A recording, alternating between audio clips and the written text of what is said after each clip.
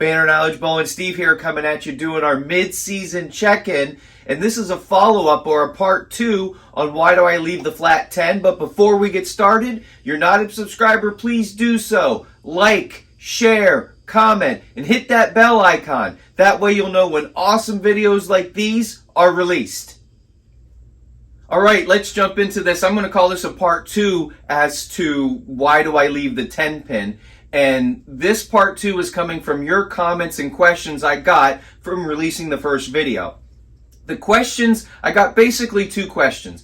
And the first one was, I'm hitting the pocket, but I still don't strike. Why don't I strike? That was the first question. And I could also throw up the video that I did on why I don't strike up there. The second thing is, how can I tell what stage my ball is when it's going down the lane? I talked about in the previous video the ball being in the roll stage too long, and how can I tell that? So in order to answer that question, what I want to do is go back to the first video, because I did a couple of assumptions, and I'm going to make the same assumptions in this video. The first assumption that I'm going to make is that it was a well-thrown shot. We threw the ball well. We had a great release, good rotation, good speed, good targeting.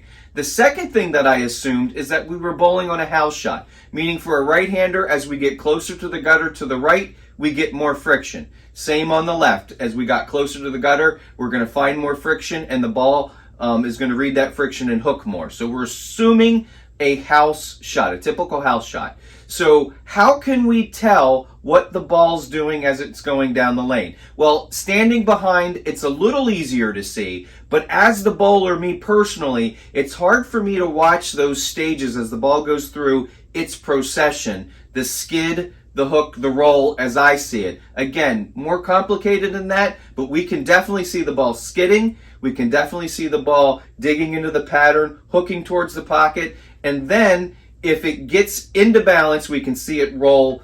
We can see that forward roll at the very back.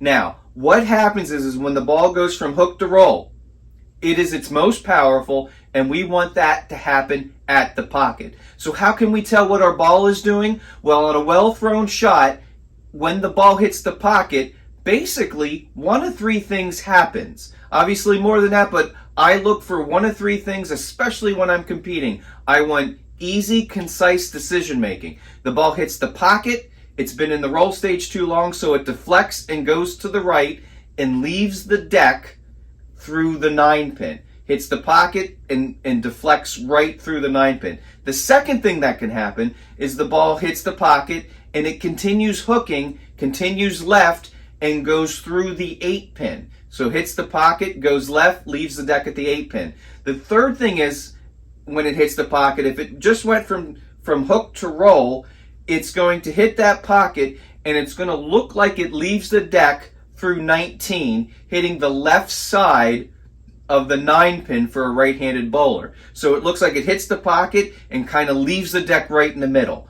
So what that tells us is when the ball leaves the middle of the deck, it went from hook to roll right at the pins, and that is going to be your highest carry percentage. We're looking for our ball, when it hits the pocket on a well-thrown shot, to leave the deck right around 19 and 20. If we do that, we're going to get the highest carry percentage. Now, you can certainly carry if the ball's in the roll stage too long and it hits the pocket and deflects to the right and goes through the 9 pin. You can carry that, but your percentage will go down. That's where we leave the flat 10s, and that's where the last video was centered on.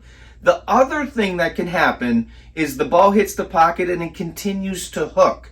So when the ball continues to hook, it's going to go through the 8 pin. This is where we leave those smash 7s. We can leave the 4 pin. We can leave the 4-9 as an example. You can certainly carry when you hook through the pocket. But again, it's not going to be at your highest percentage. When I'm bowling, when I have a strike, I want a double. When I have a double, I want a triple. And when I have a triple, I want a 4-bagger. So I'm always watching the lane, and I look at the lanes individually, left lane versus right lane. I don't assume what happens on the right lane is what will be happening on the left lane.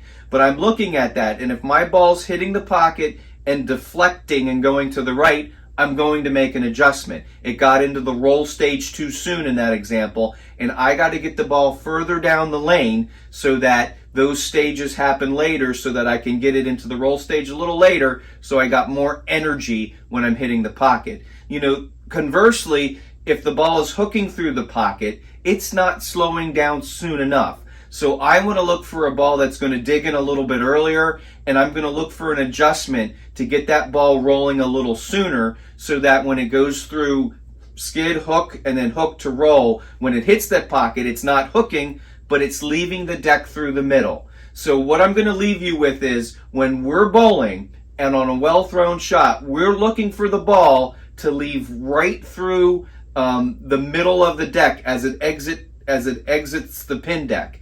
If that's happening, our ball is going through the correct stages and it's going to be our highest carry percentage. For me personally, if the ball is hitting the pocket and deflecting to the right or hitting the pocket and hooking, I'm trying to make an adjustment so that I can continue to get strikes. I don't want to leave a smash 7. I don't want to leave a flat 10. I want my doubles to be triples. Hope this helped. Please put your comments and questions below, and we'll be back with another mid-season check-in soon. Thanks a lot.